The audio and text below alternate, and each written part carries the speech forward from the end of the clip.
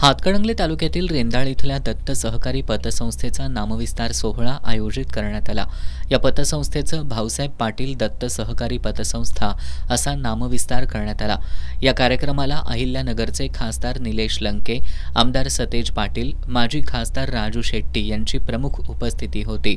यावेळी बोलताना अहिल्यानगरचे खासदार निलेश लंके यांनी सहकाराच्या माध्यमातून शेतकरी कुटुंबाचा विकास झाला पाहिजे असं सांगून शेतकरी ज्यावेळी सुखी होईल त्यावेळी भारत जगावर राज्य करेल असा विश्वास व्यक्त केला। आमदार सतेज पाटील यांनी यावेळी बोलताना सध्या शिखराकडे बघून नमस्कार करण्याची प्रथा असून ज्यांनी सहकाराचा पाया रोवला त्याच लोकांचा विसर पडला असल्याचं सांगितलं। तळहाताच्या फोडाप्रमाणे जपलेल्या रेंदाळच्या दत्त सहकार समूहातील संस्थांना सभासदांनी भाऊसाहेब पाटील यांचं नाव दिल्यानं संस्थेवर असणारं प्रेम या निमित्तानं दिसून येत असल्याचं सांगत आमदार सतेज पाटील यांनी सभासदांचं कौतुक केलं।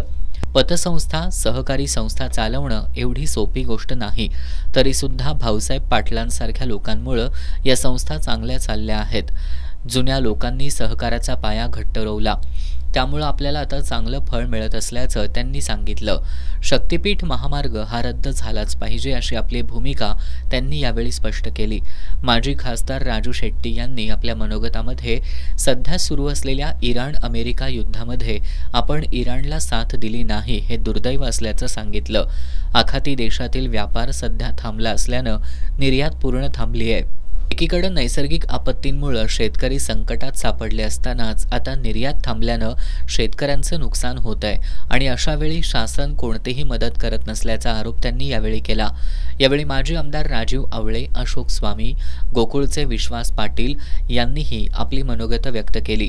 या कार्यक्रमाला पंचगंगा साखर कारखान्याचे चेअरमन MP पाटील, जिल्हा परिषद सदस्य राहुल आवळे, संकेत पाटील, असीम फरास, अशोक मगदूम, बाळासाहेब खैरे, सुदर्शन खोत, दत्तात्रय पाटील, प्रकाश पाटील, विश्वास इंगवले, साताप्पा भवान, शिवराज नाईक, संगीता पाटील, पल्लवी पाटील, दया पाटील, माजी उपसरपंच अभिषेक पाटील यांच्यासह ग्रामस्थ मोठ्या संख्येनं उपस्थित होते।